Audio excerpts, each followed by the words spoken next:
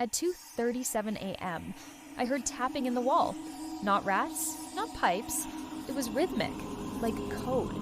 I thought maybe if I ignored it, it would go away.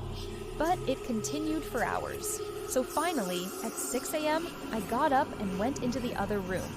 I tapped back once and it tapped twice. Then I heard a voice through the drywall. "Don't stop talking. I'm almost through." I froze. Was this a robbery? A home invasion? I grabbed a flashlight and checked the crawl space. Nothing. But when I came back to my room, the tapping was faster, much closer. Then it stopped. And then I heard, "I know your name." I pressed my ear to the wall and the voice said, "You shouldn't have answered." Then something pressed back against my ear, wet, warm, breathing.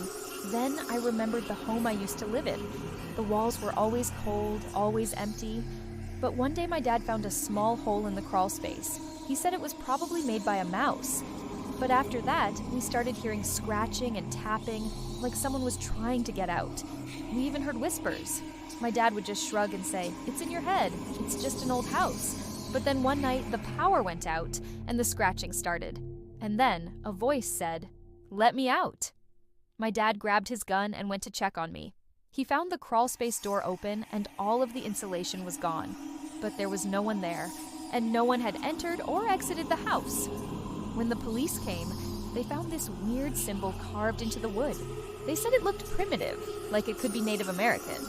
Maybe whoever was in here left it behind. I never thought much about it until I moved out and got my own place.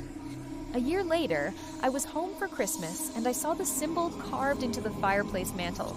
I told my dad I wanted to get it tested, find out what it meant, but he said no. He didn't want to know. Then he took me aside and told me that after I left, things started happening.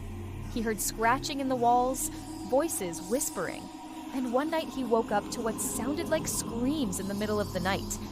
After that, my dad put up a new wall in the crawl space, sealed off the entire thing with concrete. Then he cut down the tree, burned it, threw the ashes in the river. He did everything he could to forget.